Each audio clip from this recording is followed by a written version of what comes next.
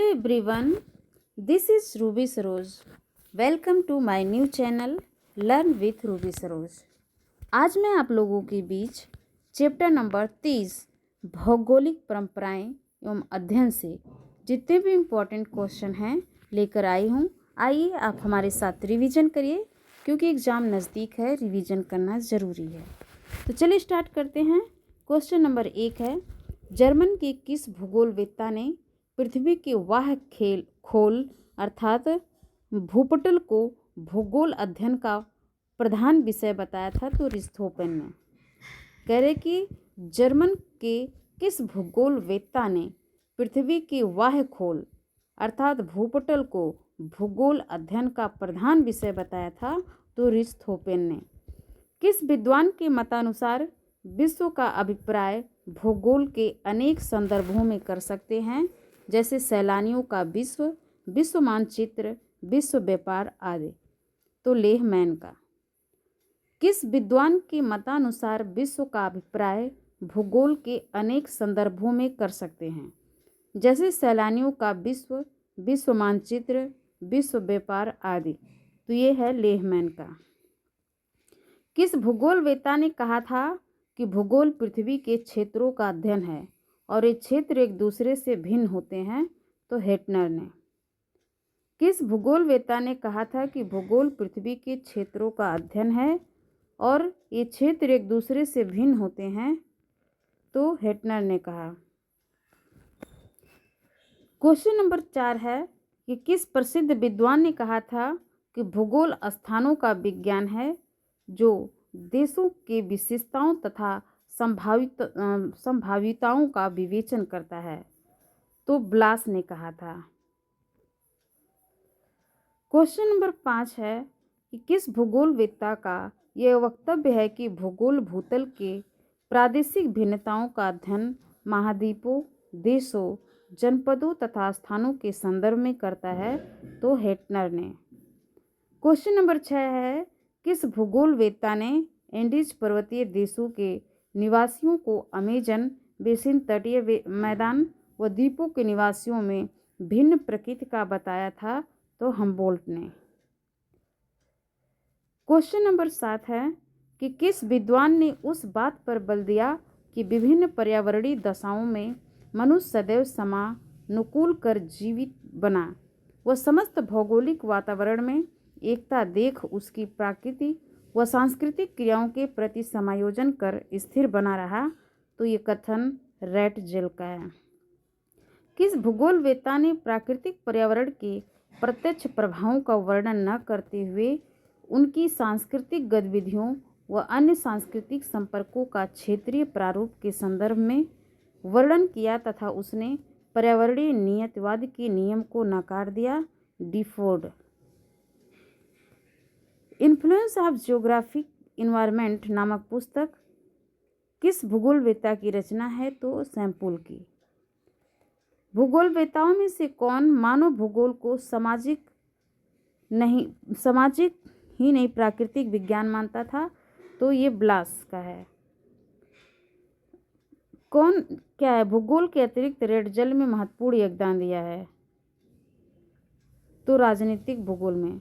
इसमें क्वेश्चन पूछा है कि मानव भूगोल के अतिरिक्त रैटजेल ने महत्वपूर्ण योगदान दिया है राजनीतिक भूगोल में। क्वेश्चन नंबर 12 है, 1950 के दशक में भूगोल में निम्नलिखित में से किस पक्ष पर सर्वाधिक बल दिया गया? तो मात्रात्मक विधियों तथा मॉडलों के प्रयोग पर। 1950 के दशक में मात्रात्मक विधियों तथा मॉडलों के प्रयोग पर बल दिया गया। भूगोल को मानव पारिस्थितिकी के रूप में परिभाषित किया यस बैरोज ने। कौन मानव भूगोल में जेनेर दी बी सिद्धांत के प्रवर्तक थे? तो विडाल डी ला ब्लांस। कौन मानव भूगोल में जेनेर द बी सिद्धांत के प्रवर्तक थे? तो विडाल डी ला ब्लांस। किसने समर्थन किया था कि जलवायु, इतिहास, संस्कृति, जीवन पद्धति तथा व्यवसाय का मुख्य निर्धारक है? तो एल्सवर्थ हंटिंगटन ने समर्थन किया था कि जलवायु, इतिहास, संस्कृति, जीवन पद्धति तथा व्यवसाय का मुख्य निर्धारक है? एल्सवर्थ हंटिंगटन का है। पुनः देखें क्योंकि क्वेश्चन इम्पॉर्टेंट है। किसने यह समर्थन किया था कि जलवायु, इतिहास, संस्कृति जीवन पद्धति तथा व्यवसाय का मुख्य निर्धारक है? तो एल्सवर्थ हंटिंगटन। कौन सी एक संकल्पना विडाल डी ब्लांस से संबंधित है? तो पार्थिव संपूर्णता का। कौन सी एक संकल्पना विडाल डी ब्लांस से संबंधित है? तो पार्थिव संपूर्णता से। किसने उस प्रत्यय का समर्थन किया था कि राज्य थल से संलग्न एक जीव है? तो रैटजेल। किसने उस प्रत्यय का समर्थन किया था कि राज्य थल से संलग्न एक जीव है? तो रैटजेल। किसने प्रादेशिक भूगोल की फ्रांसीसी विचारधारा की नींव रखी थी? तो विडाल डी ब्लांस ने। वातावरण अनेक अवसर प्रदान करता है और मानव उसमें से चुनाव करने के लिए स्वतंत्र है। भूगोल के इस मूलभूत तथ्य को कहा जाता है संभववाद। प्रकृति और मानव के मध्य संबंधों को समझाते हुए ब्लांस ने फ्रांस की जिस प्रादेशिक संकल्पना की परंपरा का उदाहरण दिया उसे कहते हैं पेज। प्रकृति और मानव के मध्य संबंधों को समझाते हुए ब्लांस ने फ्रांस की जिस प्रादेशिक संकल्पना की परंपरा का उदाहरण दिया उसे कहते हैं पेज।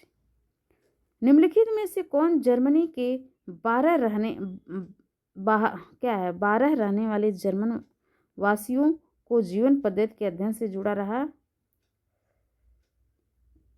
कौन जर्मनी के बाहर रहने वाले जर्मन वासियों को जीवन पद्धति के अध्ययन से जुड़ा रहा? तो कह रहे कि रैटजेल।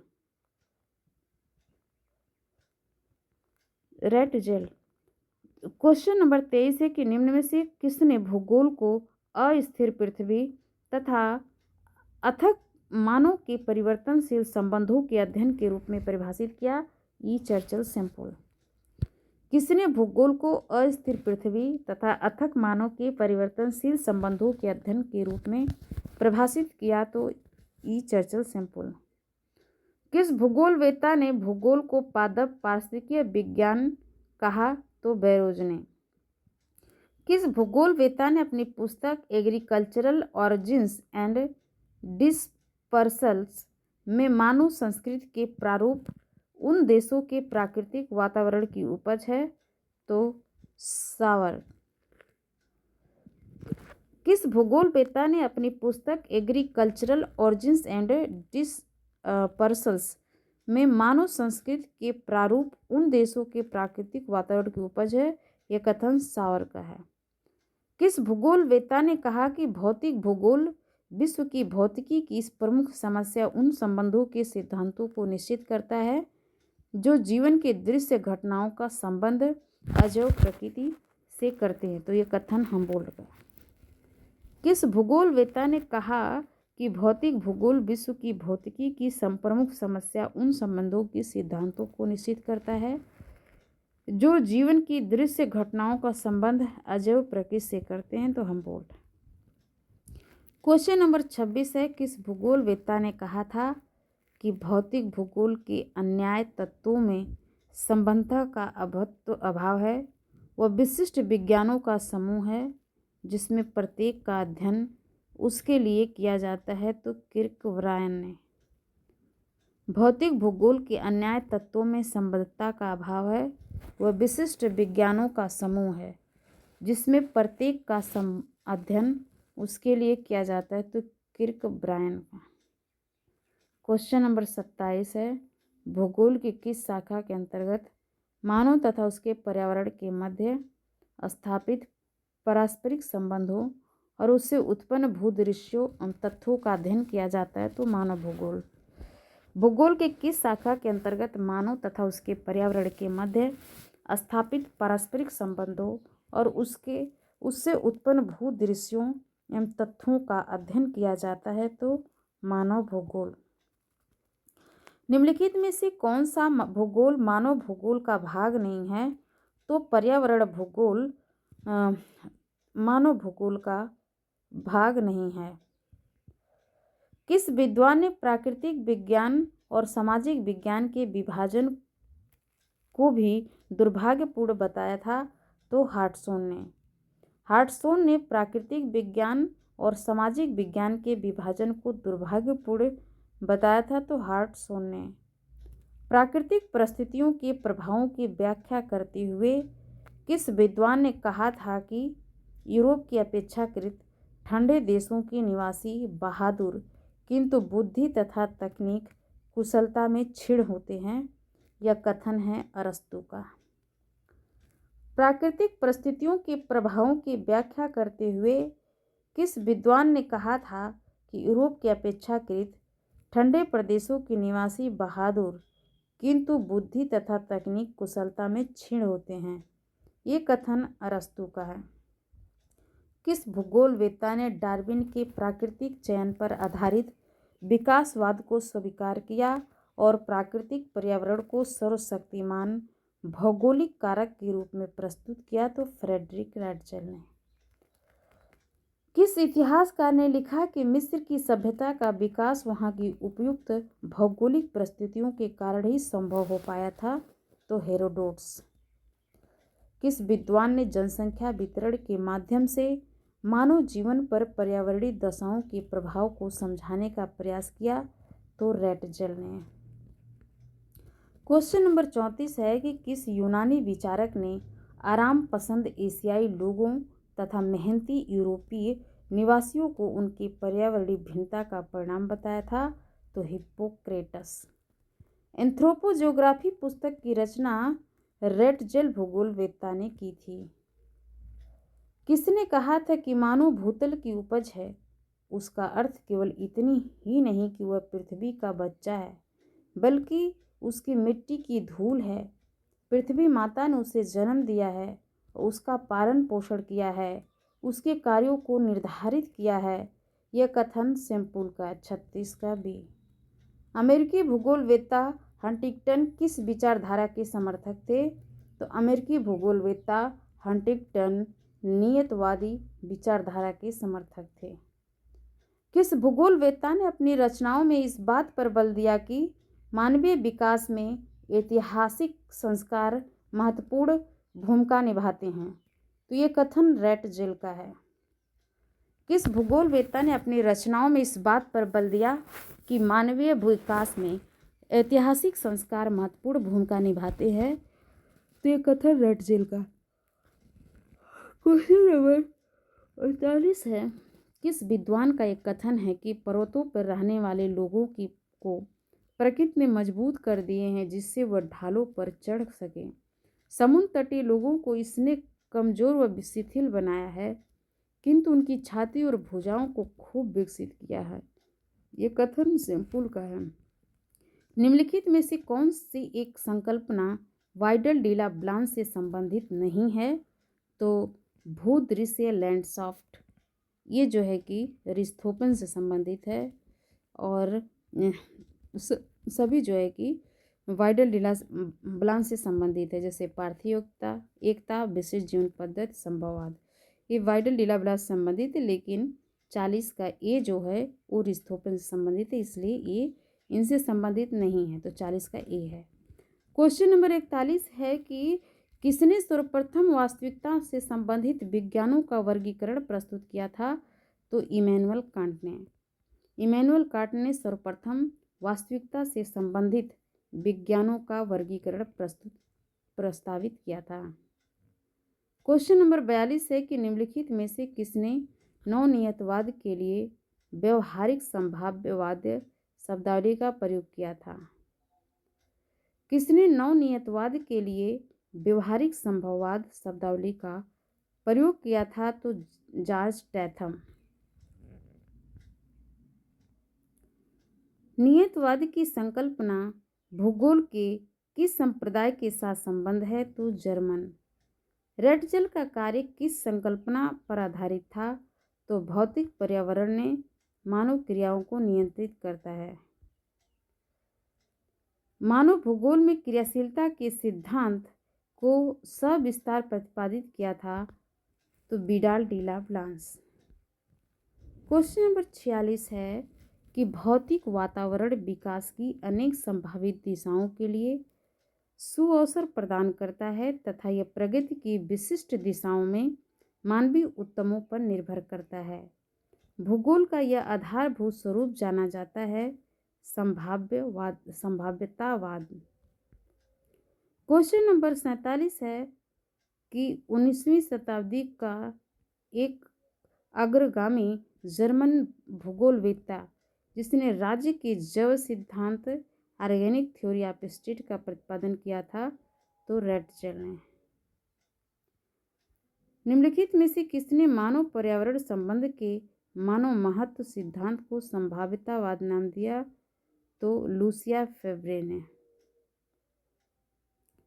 किसने मानव पर्यावरण संबंध के मानव प्रभुत्व सिद्धांत को संभाव्यतावाद नाम दिया तो लूसिया फेब्रे ने।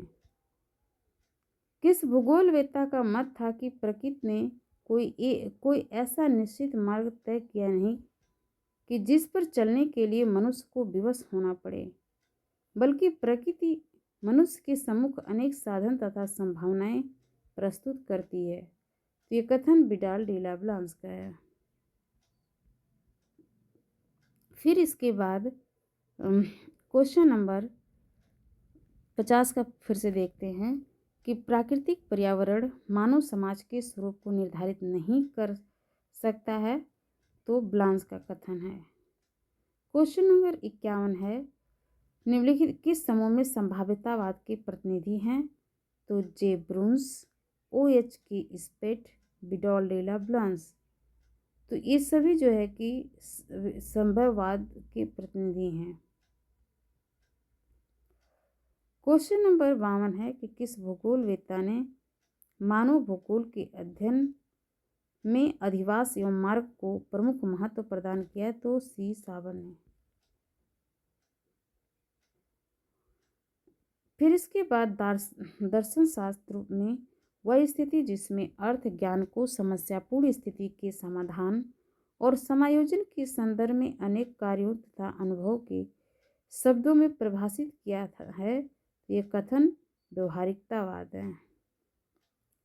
क्वेश्चन नंबर 54 है कि संभववाद की संकल्पना भूगोल के किस स्कूल के संबंध से है तो फ्रांस के स्कूल से जो है कि संबंध है। तो क्वेश्चन नंबर जो है कि अगला देखते हैं, फिर से 52 से देखते हैं। भूगोलवेत्ता ने मानव भूगोल के अध्ययन में अधिवास इष्पम मार्ग को प्रमुख महत्व प्रदान किया है तो कार्ल सावर ने। दर्शन शास्त्र में वह स्थिति जिसमें अर्थ ज्ञान को समस्यापूर्ण स्थिति के समाधान और समायोजन के संदर्भ में उनके कार्यों तथा अनुभवों के शब्दों में परिभाषित किया गया तो व्यवहारिकतावाद। क्वेश्चन नंबर 54 है कि संभववाद की संकल्पना प्रमुख के किस स्कूल के साथ संबंध है तो फ्रांस। निम्नलिखित में से किसने वातावरण निश्चयवाद की विचारधारा का समर्थन किया था तो हंटिंगटन ने। किसने वातावरण निश्चयवाद विचारधारा का समर्थन किया तो हंटिंगटन ने। प्रदेश के अर्थ में भूदृश्य की संकल्पना प्रतिपादित की थी तो फ्रांसीसी भूगोलवेत्ता ने। नेचर ऑफ ज्योग्राफी जो सर्वप्रथम 1939 में अमेरिकी भूगोलवेत्ता परिषद द्वारा प्रकाशित हुई है, रिचर्ड हाडसन की है। फिर इसके बाद नेक्स्ट क्वेश्चन 58, कोई अनिवार्यता नहीं है परंतु प्रत्येक जगह संभावनाएं ही है। उपरोक्त कथन का श्रेय यल फेब्रे को है। किसने लेबंस राम की संकल्पना प्रतिपादित की थी तो रैटजेल ने। किस भूगोलवेत्ता ने कहा कि पृथ्वी तल का वह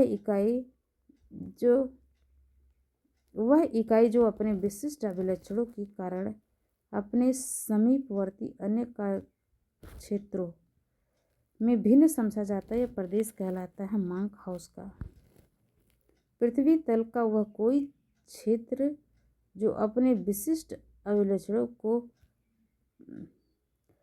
अभिलक्षणों के कारण अपने समीपवर्ती अन्य इकाई क्षेत्रों में भिन्न समझा जाता है वह प्रदेश कहलाता है। मांग हाउस। किस भूगोलवेत्ता ने विशिष्ट प्रदेश को कंपोज की संज्ञा दी तथा प्रदेश में तत्वों का क्रम संख्या निर्धारित होती है? तो ये कथन व्हिटलेसी का है। फिर इसके बाद क्वेश्चन नंबर 62 है कि किस भूगोलवेत्ता ने कहा कि प्रदेश को एक ऐसा क्षेत्र होता है जिसकी विशिष्ट स्थिति होती है, जो किसी प्रकार से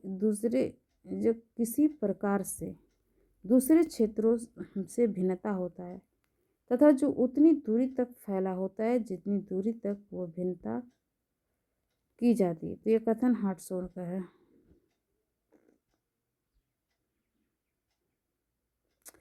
तो ये कथन जो है कि बाप रे।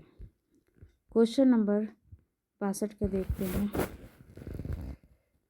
किस भूगोलवेत्ता ने कहा कि प्रदेश एक ऐसा क्षेत्र होता है जिसकी विशिष्ट स्थिति होती है, जो किसी प्रकार से दूसरे क्षेत्रों से भिन्न होता है तथा जो उतनी दूरी तक फैला होता है जितनी दूरी तक वो भिन्नता की जाती है? कथन हार्टशोर का है। आंख बंद हो जा रही है मेरी। क्वेश्चन नंबर 63 है। किस भूगोलवेत्ता ने हेटनर का समर्थन करते हुए क्रमबद्ध भूगोल तथा प्रादेशिक भूगोल के समन्वय को ही भौतिक अध्ययन की सर्वाधिक उपयुक्त विधि बताया है? तो हार्टशोर ने। चिंतक फलक स्थानांतरण शब्दावली का प्रयोग किस विद्वान ने किया था? तो कोहेन ने। फ्रांसीसी दार्शनिक ऑगस्ट काम्टे को निम्नलिखित में से किसके प्रतिपादन के लिए जाना जाता है? तो प्रत्यक्षवाद के। क्वेश्चन नंबर 66 है कि ऑगस्ट काम्टे की प्रसिद्ध पुस्तक प्रत्यक्ष दर्शन का प्रकाशन कितने खंडों में किया गया था? तो 5 खंडों में। ऑगस्ट काम्टे की जो प्रसिद्ध पुस्तक है प्रत्यक्ष दर्शन का प्रकाशन 5 खंडों में किया गया। किस विद्वान के अनुसार मनुष्य को चैतन्य, तार्किक और सो-उद्देश्य बताया किंतु उसे आर्थिक मानव के रूप में स्वीकार नहीं किया? तो यह कथन किर्क का है। The decision process in special context लेख किस भूगोलवेत्ता की है? तो जूलियन वोल्पर्ट का है। फिर इसके बाद क्वेश्चन नंबर 69 है कि किस विद्वान का यह विचार था कि सामान्यतः व्यक्ति या मानव समूह व्यवहारिक रूप से अपनी वस्तु स्थिति की सीमाओं के भीतर ही संतोषजनक लाभ प्राप्त करने का प्रयास करता है? तो कथन वोल्पर्ट का है। तो क्वेश्चन नंबर 70 है। व्यवहार परक भूगोल में नास्तिक भूगोल का विकास किस वर्ष हुआ था?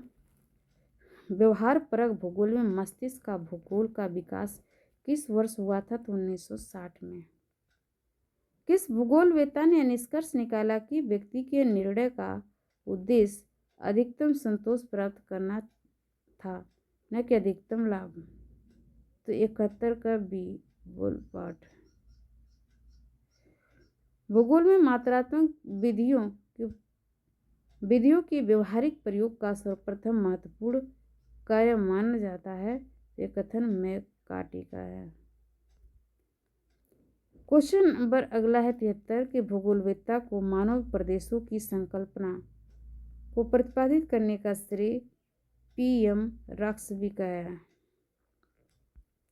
क्वेश्चन नंबर 74 है। क्षेत्रीय विसरण मॉडल के अग्रदूत थे? ये कथन T हैगरस्टैंड का।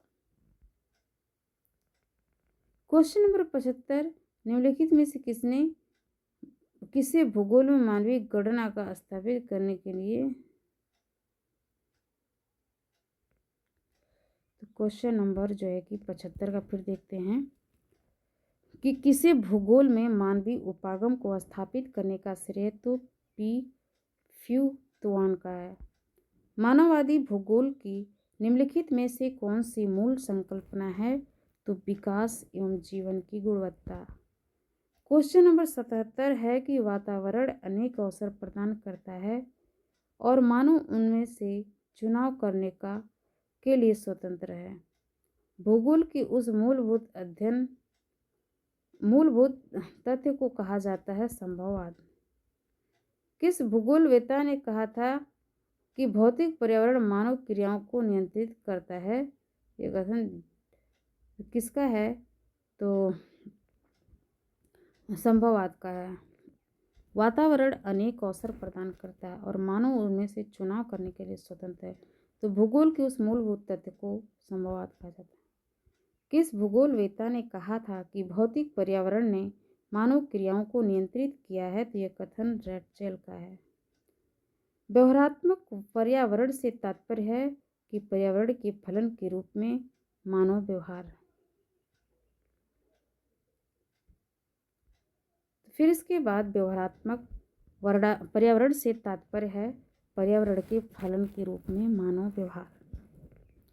भूगोल भूतल के विभिन्नतापूर्ण स्वरूप का यथार्थ व्यवस्थित तथा तर्क संगत वर्णन तथा व्याख्या करता है। ये परिभाषा द नेचर ऑफ जियोग्राफी से है। भूगोल भूतल के विभिन्नतापूर्ण स्वरूप का यथार्थ व्यवस्थित तथा तर्कसंगत वर्णन तथा व्याख्या करता है। यह कथन किसका है? तो द नेचर ऑफ जियोग्राफी में का है। क्वेश्चन नंबर 81 की भूगोल को मानव कल्याण का मार्ग प्रशस्त करना चाहिए। यह दृष्टिकोण क्रांतिकारी संप्रदाय का है। किस भूगोलवेत्ता का मानना था कि मानववाद मानव को मशीन नहीं है समझता बल्कि मानव को क्रियाशील प्राणी मानता है? कथन टुआन का है।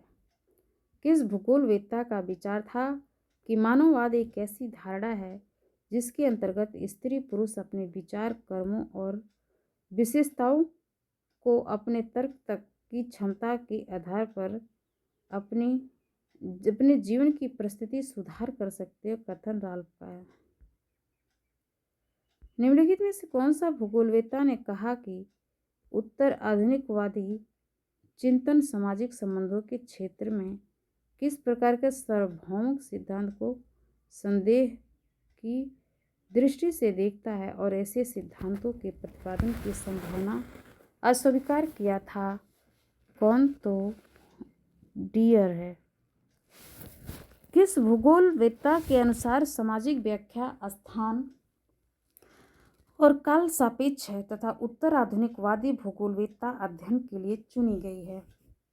क्षेत्रीय इकाई और संबंध और उससे संबंध समस्याओं को वहाँ के निवासियों की दृष्टि से देखने पर बल देता है। यह कथन ग्रेगरी का है। द आर्डर ऑफ थिंग्स नामक पुस्तक ब्रून्स ने लिखित है। द आर्डर ऑफ थिंग्स नामक पुस्तक किसने लिखी है? तो ब्रून्स ने। किस भूगोलवेत्ता ने मार्क्स और संरचनावाद का सम्मिश्रण कर एक अन्य संरचनात्मक सामाजिक विश्लेषण के नाम से परिचय कराया? तो लुई एल्थूजर ने। भूगोल में मानववाद का आरंभ किस भूगोलवेत्ता के नेतृत्व में हुआ? तो विडाल डी ला ब्लांस ने। भूगोल में मानववाद का आरंभ किस भूगोलवेत्ता के नेतृत्व में हुआ? तो Widal de la ब्लांस। Question number 89 है। किस भूगोलवेत्ता ने कहा था को मानववादी भूगोल का दृष्टिकोण मुख्यतः मानवीय क्रियाकलापों में निहित व्यक्तिगत तथा सामूहिक व्यक्ति निष्ठता के उद्घाटन तथा व्याख्या पर केंद्रित रहा है? यह कथन टुआन का है। भूगोल में मानवतावादी चिंतन को लोकप्रिय व प्रसिद्धि दिलाने का श्रेय ब्लांस ऑफ फेबर को है।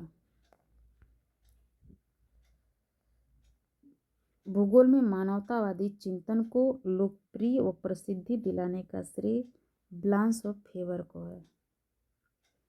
किस भूगोलवेत्ता ने मानव भूगोल को एक स्वाभाविक विज्ञान कहा था जिसमें मानवता के गुण निहित है? यह कथन ब्लांस का है। क्वेश्चन नंबर 92 का है कि निम्नलिखित विद्वानों में से किसने कहा था कि चिंतन फलक के परिवर्तन की प्रक्रिया को चिंतन फलक प्रघात या चिंतन फल स्थानांतरण के नाम से जाना जाता है? कथन कोहन का है। स्ट्रक्चर ऑफ साइंटिफिक रिवोल्यूशन वैज्ञानिक क्रांतियों की संरचना नामक पुस्तक थॉमस कुहन की कृति है।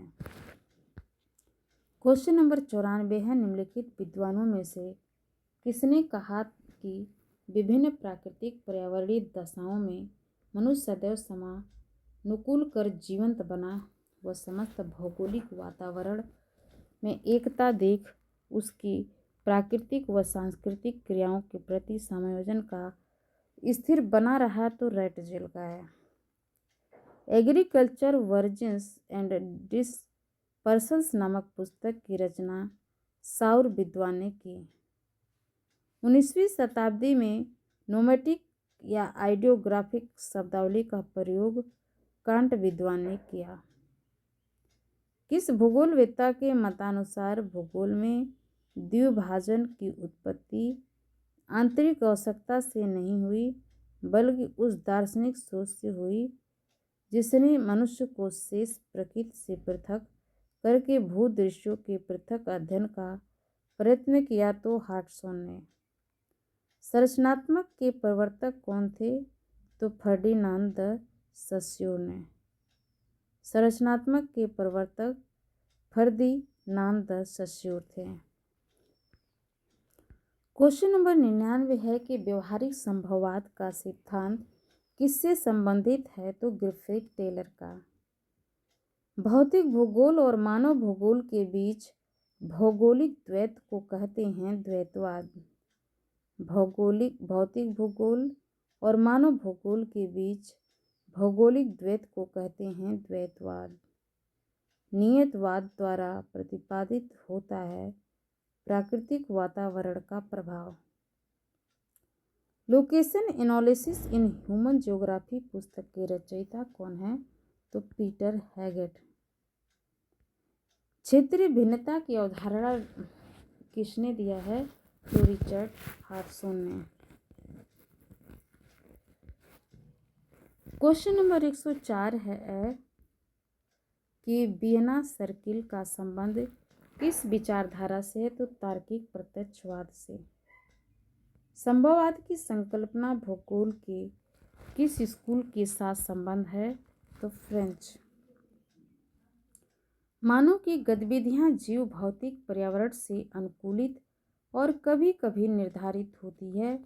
यह संबंधित है नव निर्धारणवाद के सिद्धांत से। ब्रिटेन में परिमाणात्मक क्रांति को मुख्य रूप से किसने लोकप्रिय बनाया? तो पीटर हैगेट ने। ब्रिटेन में परिमाणात्मक क्रांति को मुख्य रूप से किसने लोकप्रिय बनाया? तो पीटर हैगेट ने। प्राकृतिक देश की अवधारणा निम्नलिखित द्वारा लिखी गई? तो लाप्ले ने। प्राकृतिक देश की अवधारणा लाप्ले द्वारा की गई। क्वेश्चन नंबर 108 है कि प्राकृतिक देश की अवधारणा निम्नलिखित द्वारा दी गई? तो लाप्ले।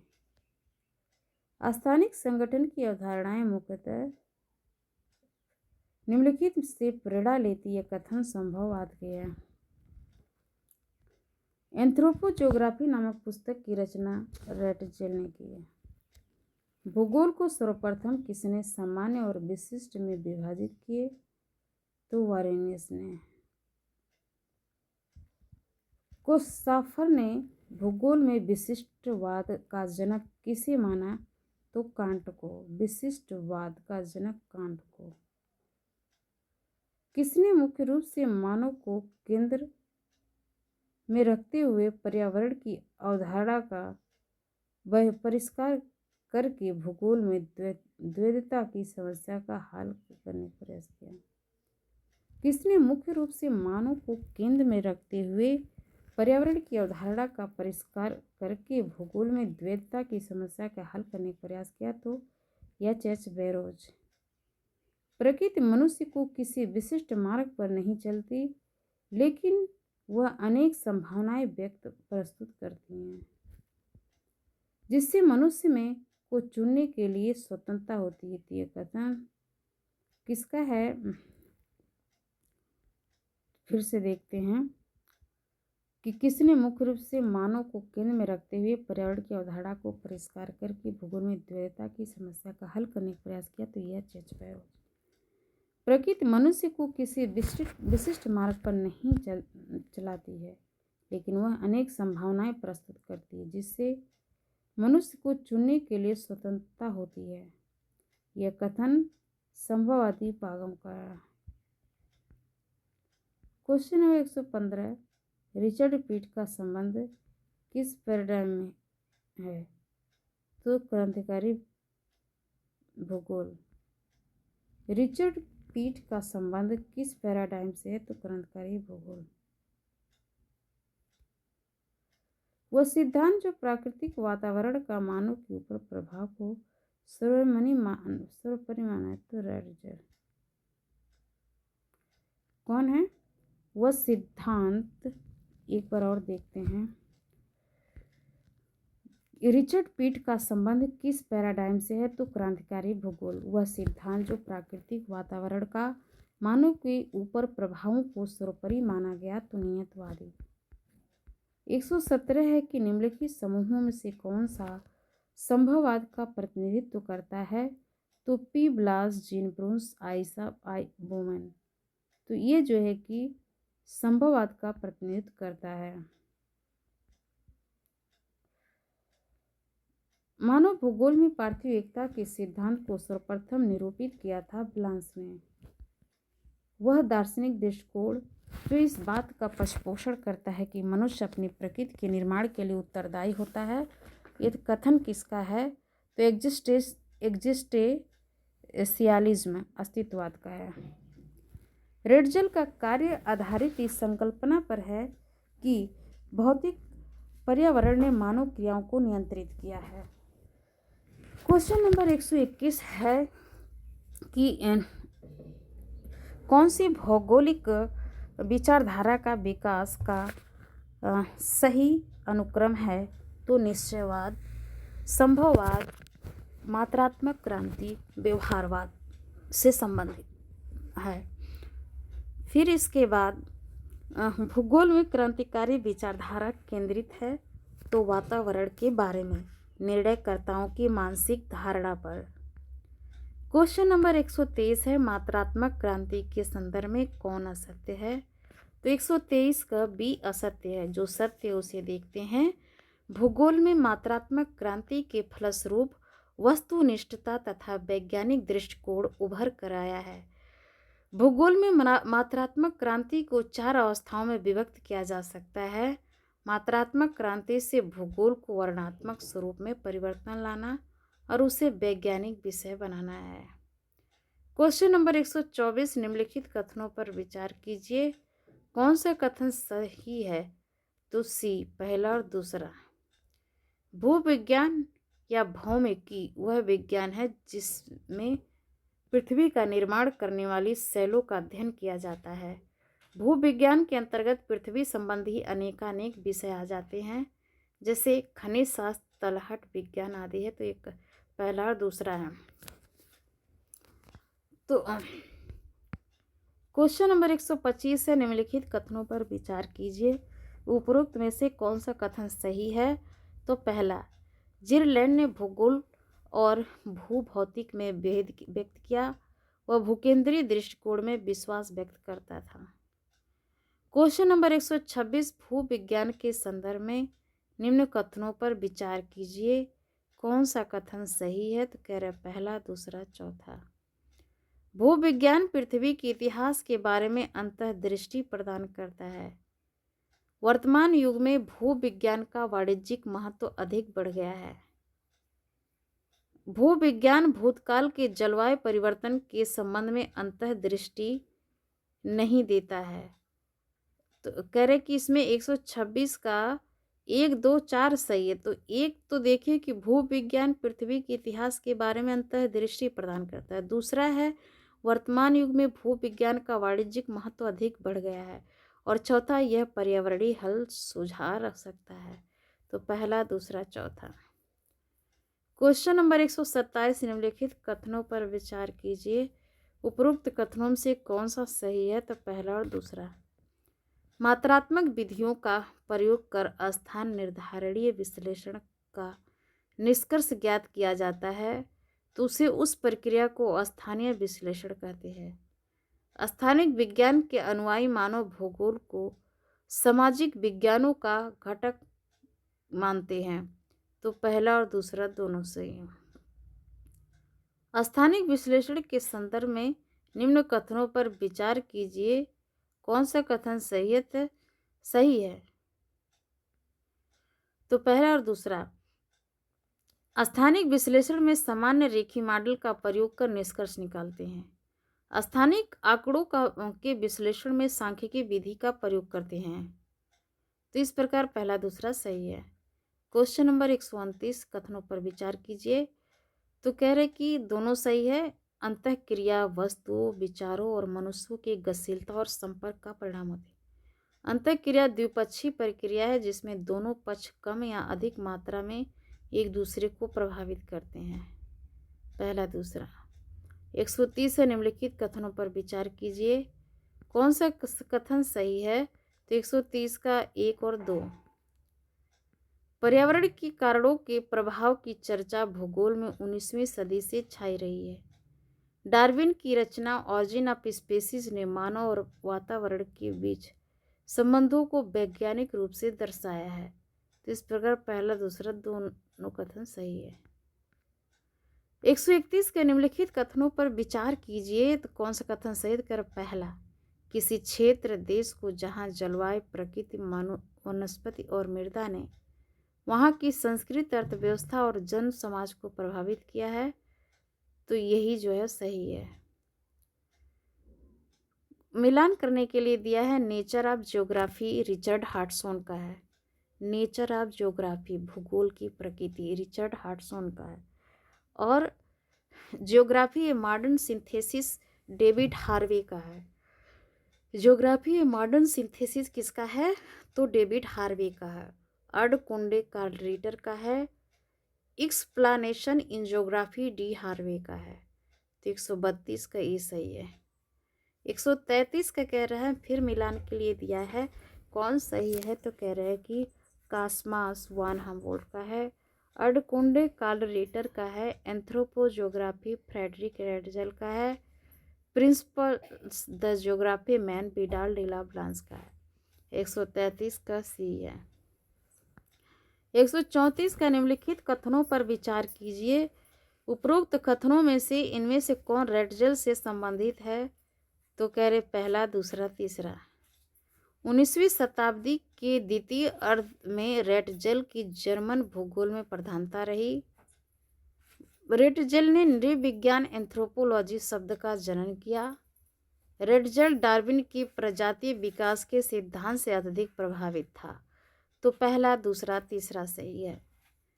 क्वेश्चन नंबर 135 निम्नलिखित कथनों पर विचार कीजिए।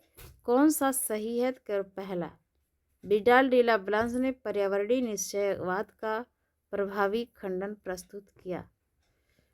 तो 135 का पहला सही है। 136 का है कि निम्नलिखित कथनों पर विचार कीजिए। कौन सा कथन सही है? तो कह रहा है पहला और दूसरा। सैम्पुल ने बहुत सावधानी पूर्वक उस विचार को प्रस्तुत किया था कि पर्यावरण मानव कार्य को नियंत्रित करता है। हंटिंगटन ने जलवायु, जनसाधारण के गुण और संस्कृति का मानव प्रगति के कारण तत्वों के रूप में प्रस्तुत किया। तो इस प्रकार 138 का पहला और दूसरा।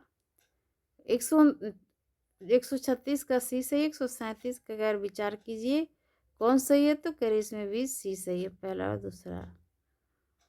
भौतिक भूगोल में भौतिक, प्राकृतिक तत्वों और मानव भूगोल में मानचित्र, सांस्कृतिक तत्वों का अध्ययन किया जाता है।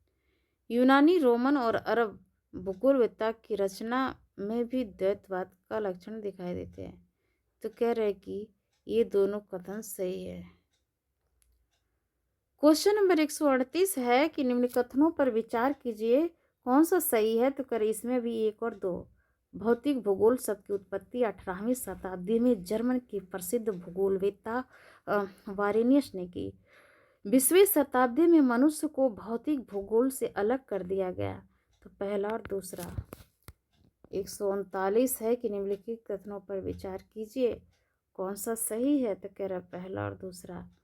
भौतिक भूगोल और मानव भूगोल में भूगोल का द्विभाजन और उनके उपवर्गों में पुनर्विभाजन का आरंभ 20वीं शताब्दी के प्रारंभिक दशक में ही हो गया था। ब्रूंस डिमांजिया आदि फ्रांसीसी भूगोलवेत्ता ने भूगोल में मानवीय तत्व की आवश्यकता पर अधिक बल दिया। तो इसका पहला और दूसरा सही है। 140 निम्नलिखित कथनों पर विचार कीजिए, कौन सा कथन सही है। तो कह रहे कि पहला और दूसरा। नियतवादी मूलतः 19वीं सदी के उत्तरार्ध में विकसित एक फ्रांसीसी भौगोलिक विचारधारा है। मनुष्य प्रकृति का अनुचर है जो प्राकृतिक पर्यावरण के अनुसार ही आचरण करने के लिए बाध्य होता है। तो पहला दूसरा सही है। 141 का निम्नलिखित कथनों पर विचार कीजिए। 20वीं सदी के प्रथम 2 दशक में अमेरिकी भूगोलविद सैंपुल ने नियतवादी का प्रबल समर्थन तथा खूब प्रचार प्रसार किया। कुमारी सैंपुल रेटजल की शिष्या तथा उनके नियतवादी विचारों की प्रबल समर्थक थी। तो इस प्रकार से जो है कि पहला दूसरा 141 का सही है। 143 का है कि निम्नलिखित कथनों में से कौन सा युग्म सही सुमेलित है। तो ग्रिफिथ टेलर का। मैच करने के लिए दिया है नियतवाद Frederick Ratzel, संभववाद Widal de la ब्लांस, नियतवाद Griffith Taylor और प्रसंभववाद OH.K. स्वेट। 143 का बी है। 144 का उपरोक्त कथनों से कौन सही है। तो पहला और दूसरा। एलन सैंपुल रेटजल के राज्य के अवयव संस्थान के रूप में संबंध विचारों को स्वीकार किया तथा अमेरिका में उनका परिचय दिया। अमेरिकी इतिहास में अमलेशियानों की अवरोधन भूमिका के विषय में एलन सैंपुल ने अपना प्रथम वास्तविक व्यावसायिक लेख प्रकाशित किया। तो इस प्रकार पहला दूसरा कथन सही है। 145 निम्नलिखित कथनों पर विचार कीजिए।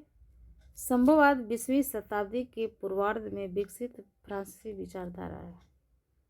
मानव पर्यावरण संबंधों की व्याख्या में ब्लांस मनुष्य को प्रधान मानते थे। कथन कौन सा सही है। तो पहला और दूसरा।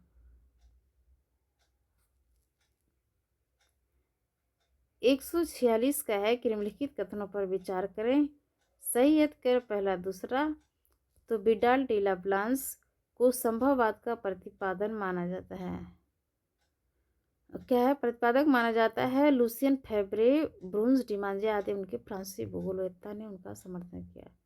तो इस प्रकार जो है कि सी सही है।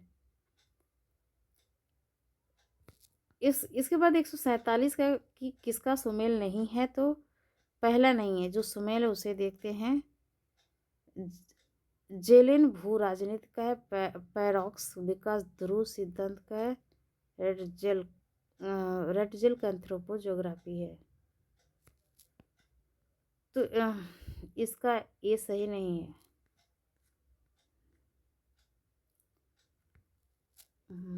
अब इसके बाद जो है कि मैच करने के लिए दिया है फिल ब्रिक जो है कि द ह्यूमन वर्ल्ड, रेटजल का एंथ्रोपोज्योग्राफी, बोमेन का geography and social sciences, fabric है ज्योग्राफिकल इंट्रोडक्शन द हिस्ट्री।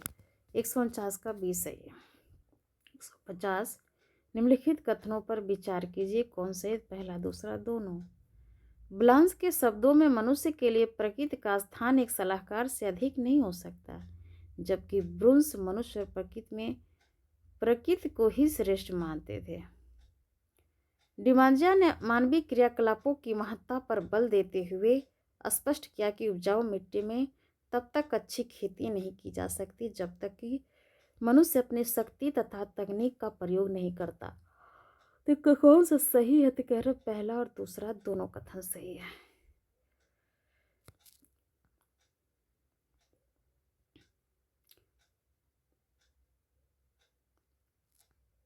एक 151 के संभववाद के संदर्भ में निम्न कथनों पर विचार करिए। कौन सही है। तो पहला दूसरा तीसरा। ईसा बोमेन के मतानुसार प्राकृतिक पर्यावरण मानव समाज के स्वरूप को निर्धारित नहीं कर सकता। संभववाद के समर्थकों के मतानुसार मनुष्य में इतनी शक्ति तथा कौशल विद्यमान है कि वो प्रकृति के नियंत्रण में नहीं रह सकता है। संभववाद के समर्थकों ने मनुष्य को सर्वशक्तिमान और प्रकृति का विजेता सिद्ध करने का प्रयास किया है, जो निश्चित ही अतिशयवादी है। तो 151 का डी सही है।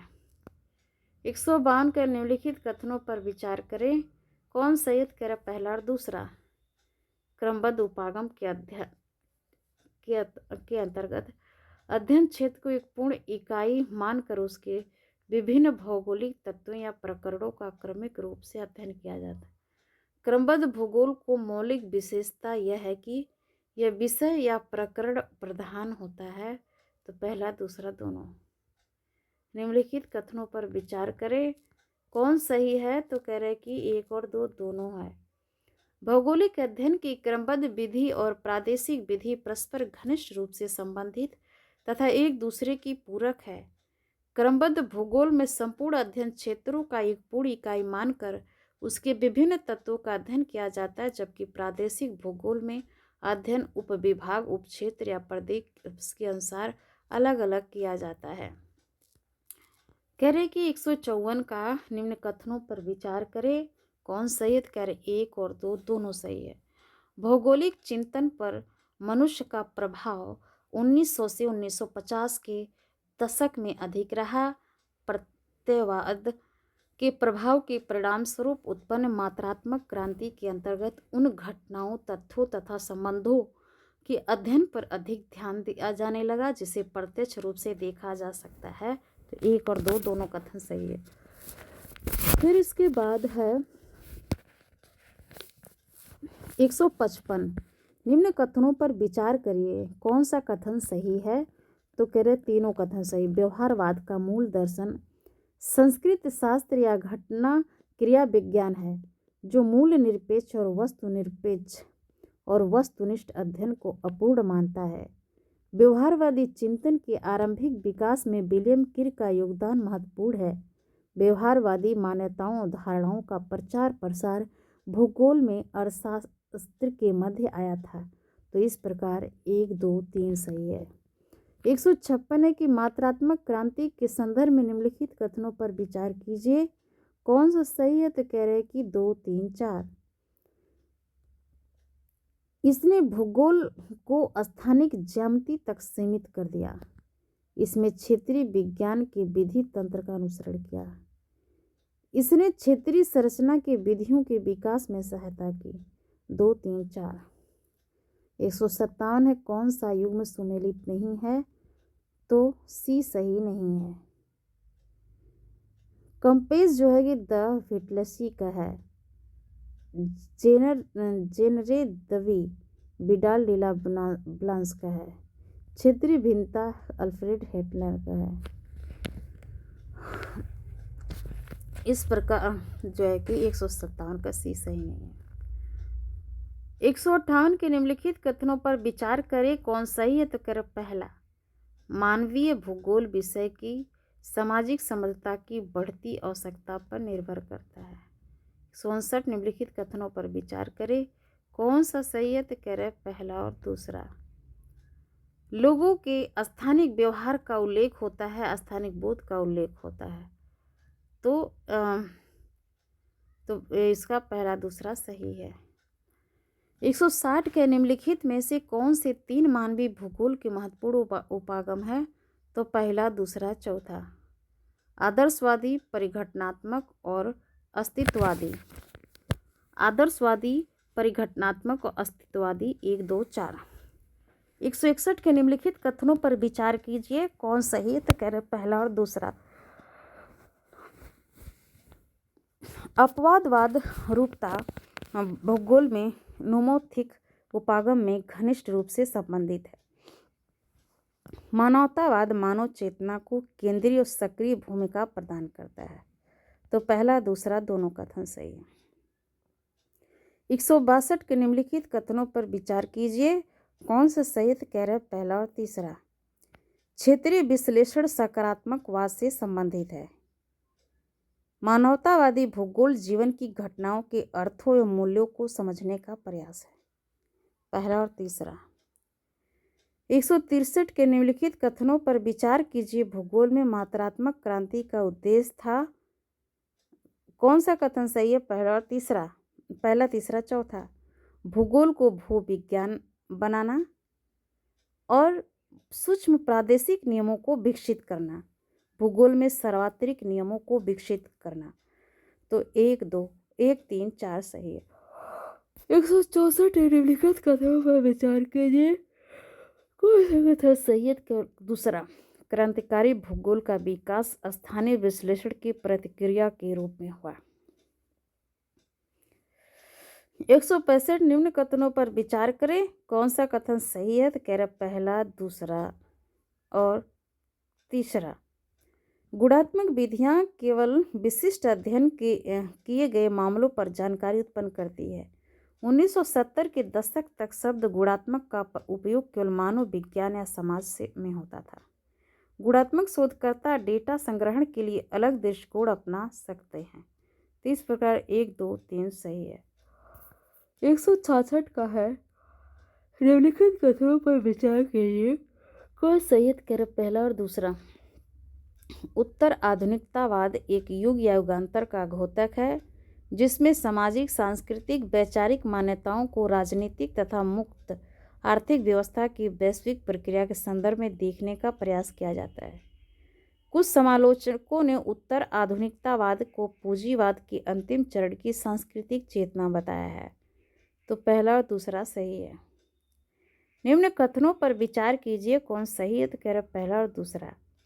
उत्तर आधुनिकतावादी चिंतन सामाजिक इकाइयों की परिपूर्णता संबंधी संकल्पना और उसकी इस मान्यता को पूरी तरह अस्वीकार करता है। उत्तर आधुनिक भूगोल मानव भूगोल की ऐतिहासिक मान्यताओं को नहीं मानता है। तो पहला और दूसरा सही है। और 168 के निम्नलिखित कथनों पर विचार करें। कौन सही है? कह रहा पहला, दूसरा। संरचनावाद मानव विज्ञान की एक ऐसी पद्धति है जो संकेत विज्ञान और सहजता से परस्पर संबंध भागों की एक पद्धति के अनुसार तथ्यों के विश्लेषण करने का प्रयास करती है। संरचनावाद एक विधि के रूप में नहीं बल्कि एक बौद्धिक आंदोलन के रूप में प्रवेश किया जो 1960 के दशक में फ्रांस में अस्तित्ववाद की जगह लेने आया था। इस प्रकार पहला, दूसरा दोनों से है। 169 का है, निम्नलिखित कथनों पर विचार कीजिए। कौन सही है? कह रहा पहला और दूसरा। टुआन ने मानवतावादी शब्दावली का प्रयोग और मानववादी भूगोल के लिए तर्क प्रस्तुत किए हैं। मानवता का विकास भूगोल में प्रत्यक्षवाद की आलोचना स्वरूप विकसित हुआ और भूगोल में मात्रात्मक क्रांति की विरोधी सोच के रूप में उभरा। इस प्रकार पहला, दूसरा सही है। निम्नलिखित कथनों पर विचार करें। कौन सा सही है? तो कह रहा पहला और दूसरा। चिंतन फलक में दर्शन, सिद्धांत तथा विधि तंत्र का निर्माण होता है। जब प्रचलित चिंतन फलक विचार परिवर्तन या नवीन सिद्धांतों के आवश्यकताओं को पूर्ण नहीं कर पाता है तब सर्वसम्मति से नए चिंतन फलक का प्रादुर्भाव होता है। तो इस प्रकार पहला, दूसरा दोनों सही है। 171 निम्नलिखित कथनों पर विचार करें। कौन सही है? तो कह रहे हैं कि पहला, दूसरा दोनों सही है। पहला है, सांस्कृतिक या मानवीय तथ्य भौतिक पर्यावरण मनुष्य के मध्य होने वाली अंतर क्रिया के परिणाम होते हैं और क्षेत्रीय विभेदीकरण या भिन्नता का वास्तविक अर्थ केवल क्षेत्रों में अंतर का होना ही नहीं बल्कि क्षेत्र की विविधता भी है। तो ये कथन दोनों सही है, पहला और दूसरा। निम्नलिखित कथनों पर विचार कीजिए। कौन सा सही? कह रहा पहला और दूसरा। इडियोग्राफी को इकाई के रूप में देखा जाता है। नोमोटिक स्वतंत्र चर को खोजने की कोशिश करता है। तो इस प्रकार पहला, दूसरा दोनों सही है। 173 के निम्न कथनों पर विचार कीजिए। कौन सा है? कह रहा पहला और दूसरा।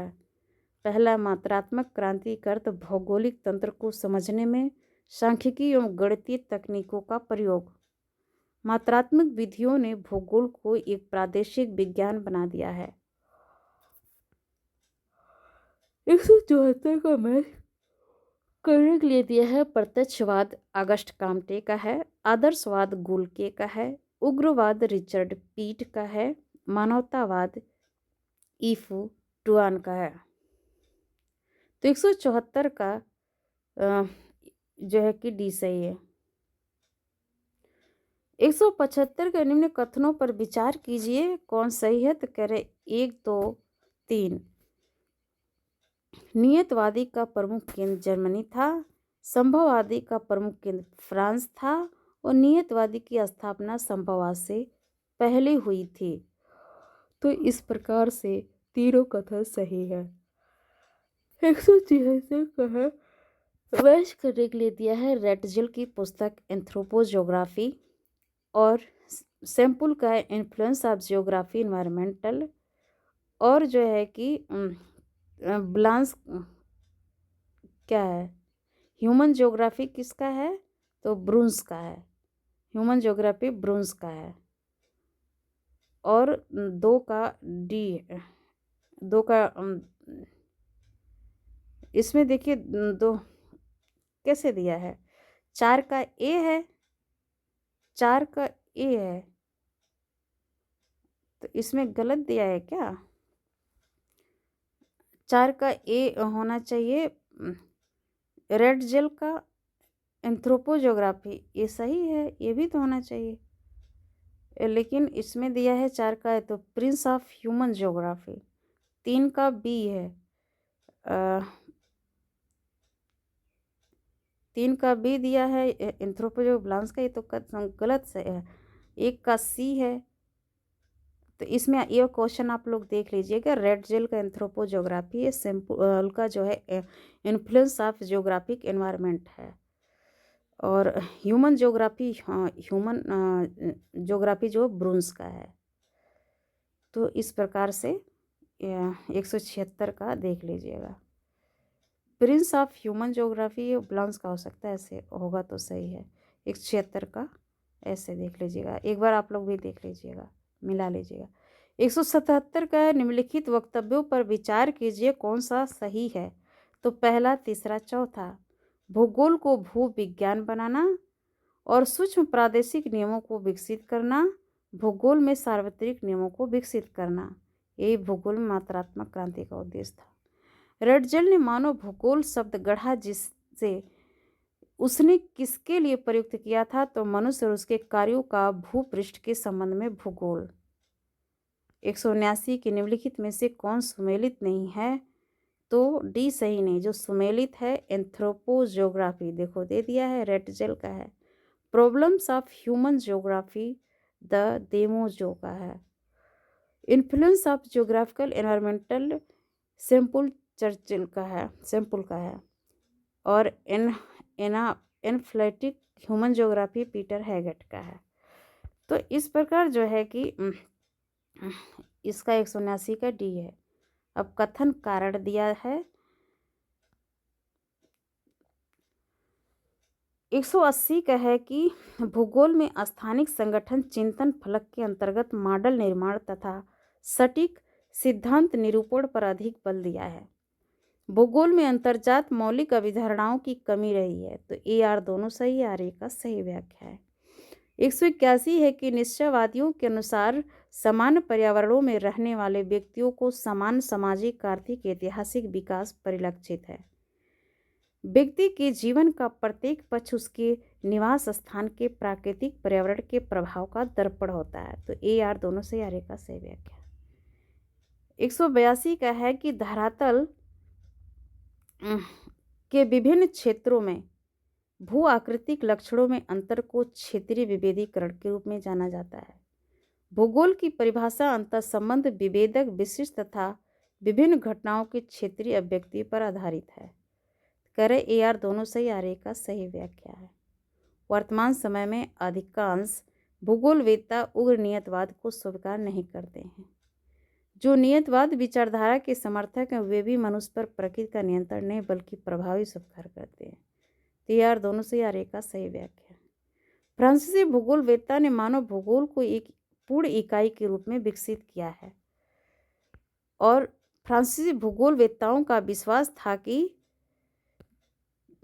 क्या था, वातावरण मानवीय महत्वाकांक्षाओं को एक सीमा तक निश्चित करता है, मानव वातावरण की अपेक्षा अधिक शक्तिशाली है।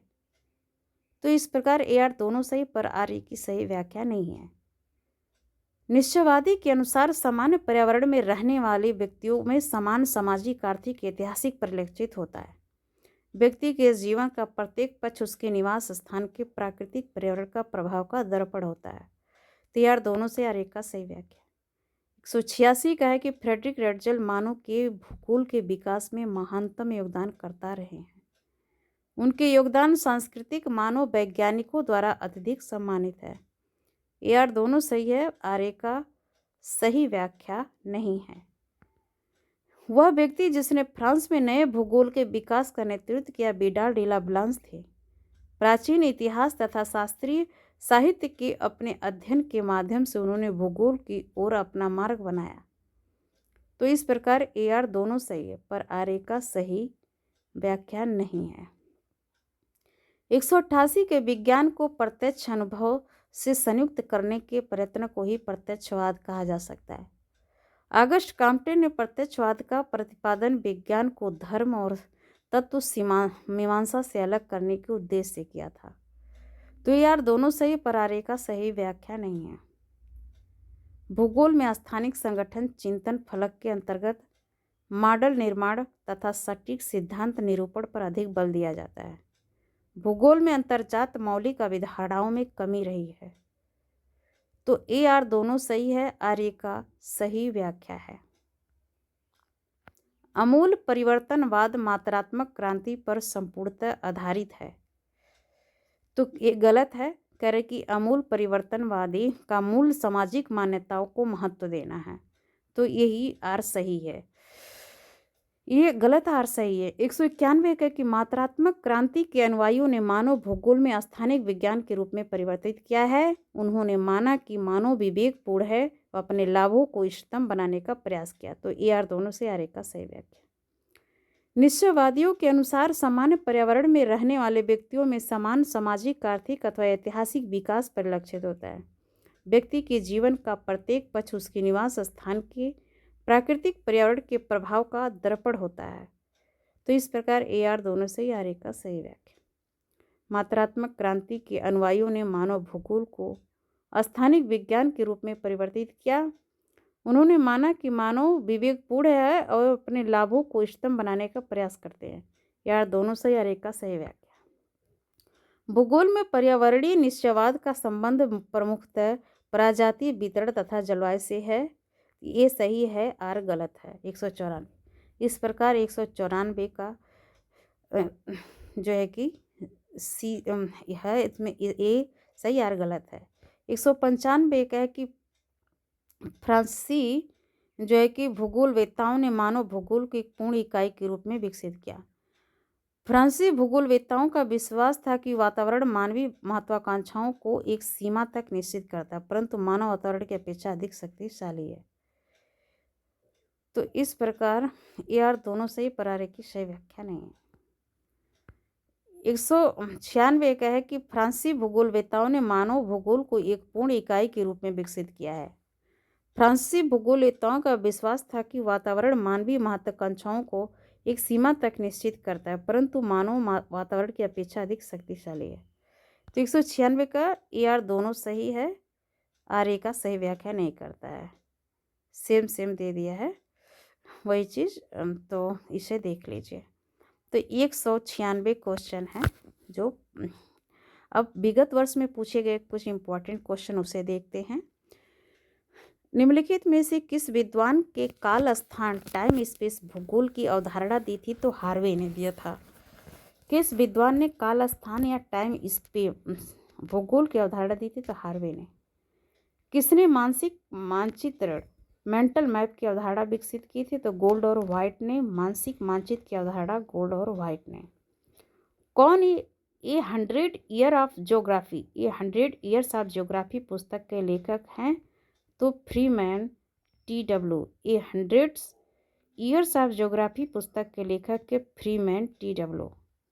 निदर्शन पैराडाइम की अवधारणा कुहन का है।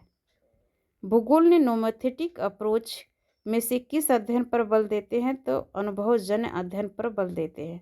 नोमोथेटिक अप्रोच किस अध्ययन पर बल देता है? तो अनुभवजन्य अध्ययन पर। क्वेश्चन नंबर 6 है कि स्टीयर द द अनस्टेबल अर्थ है। वान रिस्थोपन का जियोमार्फोलॉजी है। वान रिस्थोपन का क्या है? जियोमार्फोलॉजी है। बुल्डरीज का spirit end of geography, spirit end of geography है। थानबरी का प्रिंसिपल ऑफ जियोमार्फोलॉजी है। थानबरी का प्रिंसिपल ऑफ जियोमार्फोलॉजी है। तो इस प्रकार फिर से देखते, स्टीयर्स का द अनस्टेबल अर्थ है। ये बहुत इंपॉर्टेंट है, बार बार पूछा जाता है, तो इसलिए एक बार दो बार रिवीजन करें। स्टीयर्स का द अनस्टेबल अर्थ, वान रिस्थोपन का जियोमॉर्फोलॉजी, बुल्डरिज का स्पिरिट एंड ऑफ जियोग्राफी, थानबरी का प्रिंसिपल ऑफ जियोमॉर्फोलॉजी। तो इस प्रकार जो है कि बी सही है। किस विद्वान ने भूगोल में व्यवहार परक दृष्टिकोण पर जोर दिया है? तो किर्क। भूगोल में व्यवहार परक दृष्टिकोण पर जोर दिया है किर्क। जर्मन भूगोलीय विचारधारा के विकास में योगदान करने वाले जर्मन भूगोलवेत्ताओं का सही अनुक्रम कौन सा है? तो पैस्चल, रैटजेल, हेटनर और ट्राल। जर्मन भौगोलिक विचारधारा के विकास में योगदान करने वाले जर्मन भूगोलवेत्ताओं का सही अनुक्रम है पैस्चल, रैटजेल, हेटनर, ट्रॉल। रहन सहन के भिन्न तरीकों और भिन्न संस्कृति के लोगों के लिए एक ही पर्यावरण भिन्न अर्थ रखता है। यह कथन निम्न संकल्पनाओं में से किससे संबंधित है? तो निश्चयवाद। संभाव्यतावाद का विचार सर्वप्रथम विचारधारा के पंथ ने विकसित किया था, तो फ्रेंच पंथ ने। भूगोल के भाव और उद्देश्य में आमूलचूल रूपांतरण के लिए कौन सा एक परिपेक्ष जिम्मेदार है? तो प्रमाणीकरण। भूगोल में व्यवहार परक पर्यावरण पर निम्नलिखित में से किसने बल दिया है? तो किर्क ने। मानसिक मानचित्र की अवधारणा विकसित की है गोल्ड और व्हाइट ने। निम्नलिखित भूगोल विज्ञान में किसने मानव केंद्रित भूतल पर ध्यान केंद्रित किया है? तो जेफरसन है। निम्नलिखित भूगोल वैज्ञानिक में से किसने मानव केंद्रित भूगोल पर ध्यान केंद्रित किया है? मानव केंद्रित भूगोल पर ध्यान दिया है तो जेफरसन ने। 15 मैच करने के लिए दिया है, तो इसमें 4 का ए है। OH के Spate probabilism, stop and go determinism Griffith Taylor, systematic geography Humboldt, modern किसका है? रीटर का। तो 15 का सी सही है।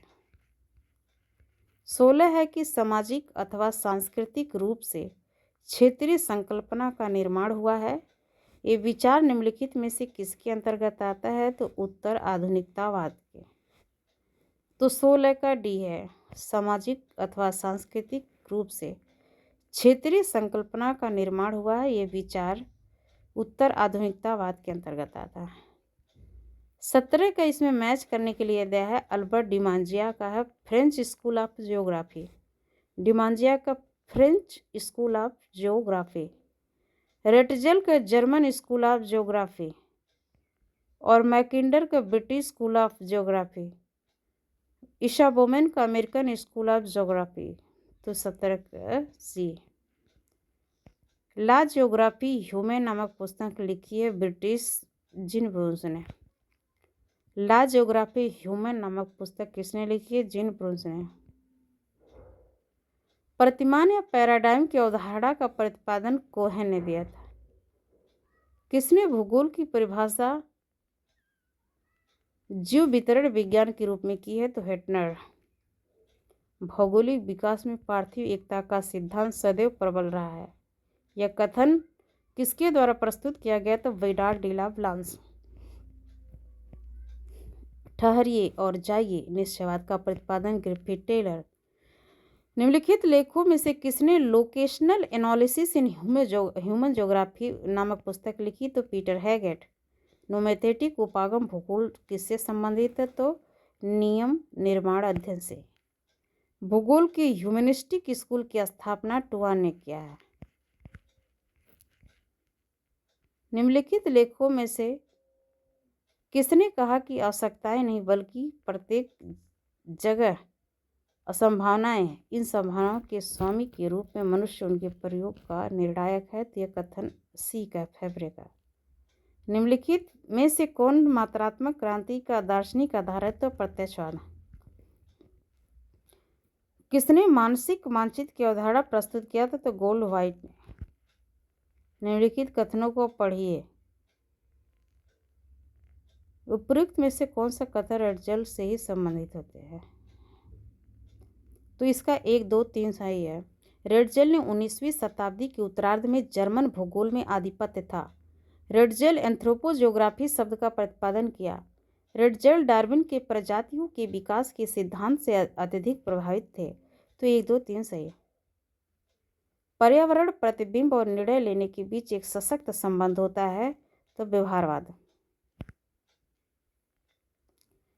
कौन मानसिक मानचित्र की अवधारणा से संबंधित है? तो लिंच। मानसिक मानचित्र की अवधारणा संबंधित है तो ये है लिंच।